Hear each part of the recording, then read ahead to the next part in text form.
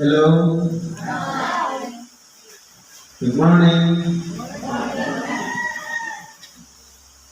Isang mapagpalang umaga po sa bawat isa sa atin. Nandirito sa konkreto para luwalhatiin natin ang Diyos at sama tayo sa pananalangin at ganoon din ang pakinggan natin ang kanyang mga aral sa makatuwing bagay ang Ebanghelyo na siyang pinaka-pagkain ng ating mga kaluluwa. Meron po tayong sitas. Ang una po ayon sa sulat sa mga taga-Hebreo, Kapitulo 1, versikulo 5 hanggang 14. Siguro po, kung pag-aralan natin, madali na kung kumbaga, palagi na natin itong nababasa. Sabi dito, sapagkat kanino na sa mga anghel ay sinabi niya kay Aman, ikaw ay aking anak, ikaw ay aking ipinanganak ngayon. At muli, ako'y magiging kanyang ama at siya'y magiging aking anak. Kung alam po natin, kahit man sa mga anghel na sinugot ng Diyos mula pa noong unang panahon, sa unang tao, nagpapatuloy, hindi niya po sinabihan kahit kailan na ikaw ay aking anak at ikaw ay aking ipinanganak ngayon. Sa makatuwid, nakalaan lang yun sa kanyang bugtong na anak. Sa makatuwid bagay ang pangalan niya ating dinadakila at pinapupurihan, pangalan ni Jesucristo.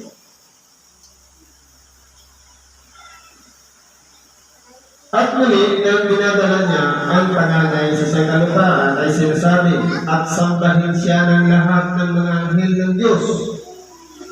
At sinasabi niya tungkol sa mga anghel, yaong ginagawang mga anghel niya ang hangin, at ang kanyang mga ministro ay ligas ng apoy. Tungkol sa anak ay sinasabi, ang iyong luklukan o Diyos ay magpakailanman. At ang sentro ng katwiran ay siyang sentro ng iyong kahit. Kaya kung pag-aralan po natin, magkaiba po yung kalagayan na itinuturing na ipinanganak kayo kaysa sa mga anghel. Sapagkat ang mga anghel, bagamat nakikita natin ang kanilang katakdaan, ang kanilang kalinglingan, o kalinisan, pero may mas higit pang malinis sa makatuwing bagay, yung inilaan ng Diyos na siya itutubos sa sangkatauhan sa makatuwing bagay, ang ating dakilang Panginoong Jesucristo. Kaya mga anghel ay ginagawang mga hangin, o yung mga hangin, ginagawang mga anghel sa makatuwing. Kung gaano kabilis ang dalulong ng hangin, ganoon din kabilis ang mga anghel. Sa isang patanaro na.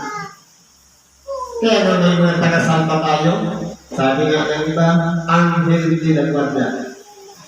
Dahil palagi po silang nakantabay sa bawat isa sa atin. Dito po sa luklukan, meron pa talagang inihanda ang Diyos na luluklok doon. Pero noong panahon, dahil hindi pa nga nakakataon-taon ating dakilang Panginoon, kasama pa siya ng mga anghel.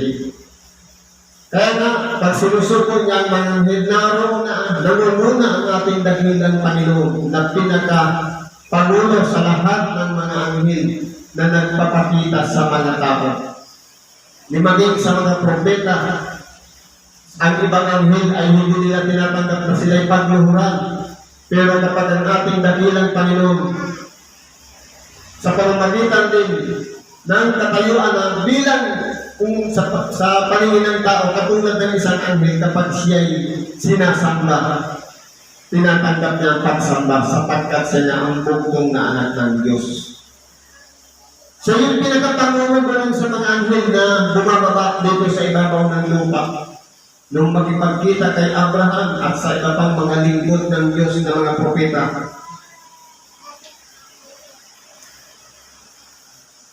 ang Diyos ko ay magpakailanman.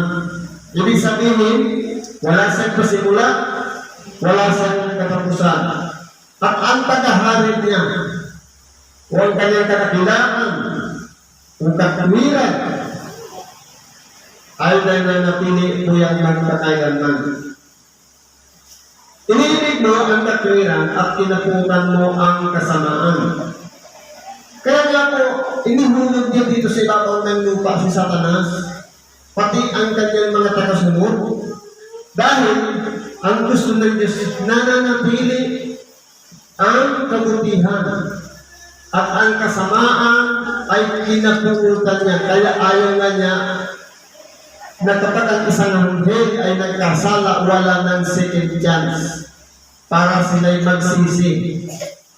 Sa makatuwid bagay, mabuti pa nga ang tao kapag nagkasala, may pagkakataon pang magsisi dahil nandito tayo sa ibabaw ng lupa sa isang lugar na may katapusan. At ikaw, Panginoon, ng pasimulay, inilagay mo ang kinasasaligan ng lupa. Nung dito na po sa ibabaw ng sanglibutan, inilagay niya na yung pinakapagtibayan ng lupa. Kung ang nasa kasulatan, ang lupa ay may patibayan. Kung iyon ang bahay natin, nilalagyan natin ng patibayan sa ilalim ng lupa. Gaano pa kaya yung lupa na pinagtayuan natin ng patibayan ng ating bahay? Na dapat mas matibay yun. Sa mga tuwid, hindi gumagalaw. Sa baliktaran doon sa natutunan natin sa eskwelahan, na ang sanglibutan ay gumagalaw. Pero ang katunayan, ang pinagsasaligan o pinakapundasyon, hindi po talaga yan gumagalaw. Sapagkat, kung pag-aralan natin, kung ang bahay natin, ang pundasyon gumagalaw, ano kaya mangyayari sa bahay natin? Para nililindo lagi.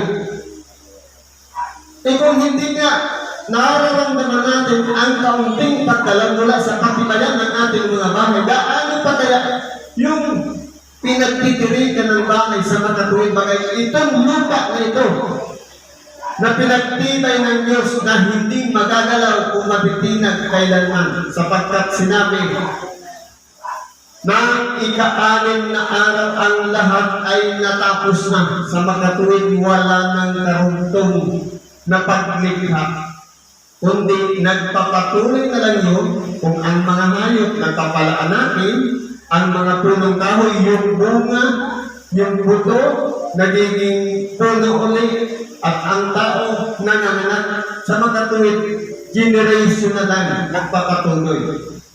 Pero po, yung paglikha ng mga bago, wala na, tapos na.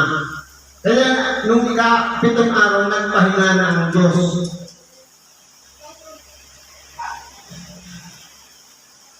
At ang langit ay mga gawa ng iyong mga kamay.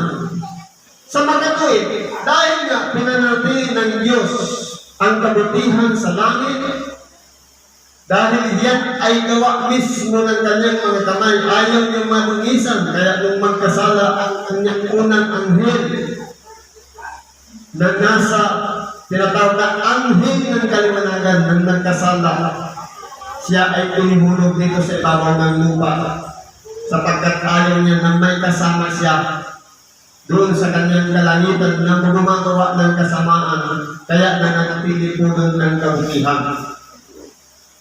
Sila nangapapahama, datapwat ikaw ay nananatili.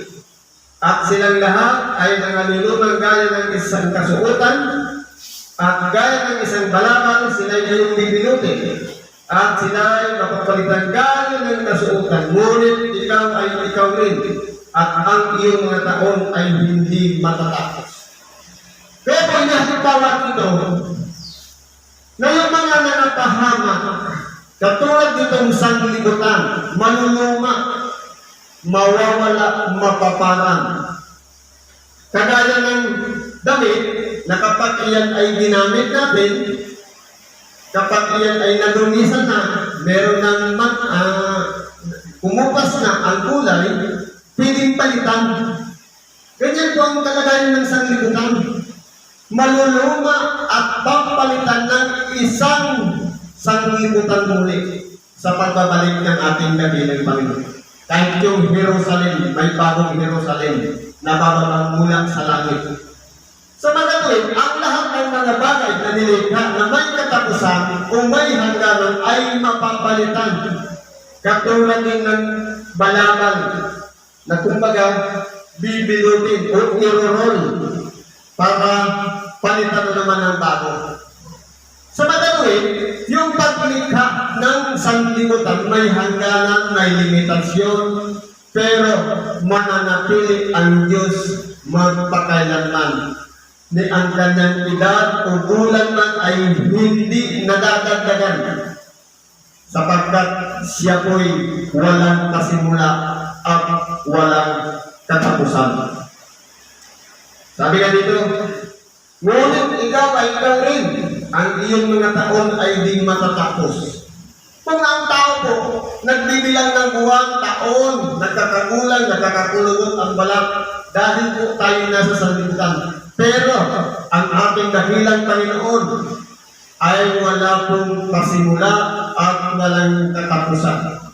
Kung dito sa sanlibutan, sasabihin natin, meron pasimula dahil ipinanganak ni Maria.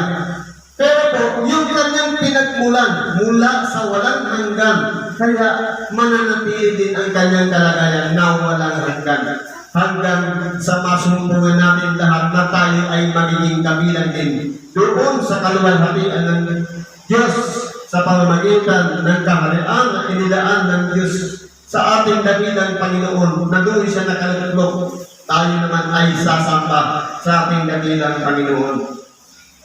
Ngunit kanino sa manangin ay sinabi mo kailanman, lumuklok ka sa aking kanan, hanggang sa ang iyong mga kaaway gawin kong tungtungan ng iyong mga paa.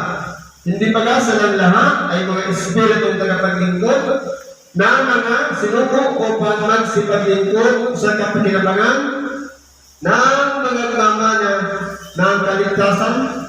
Kaya po, kung pag-aralan po natin dito, kahit sino man sa mga anghel, hindi niya pinagsabihan na lumukok sa kanan ng Diyos, maliban lamang sa kanyang puntong na anak. Kumbaga, nakahanda na yun. Kaya ang Diyos, bago ginawa ang lahat ng bagay, may programa, may plano.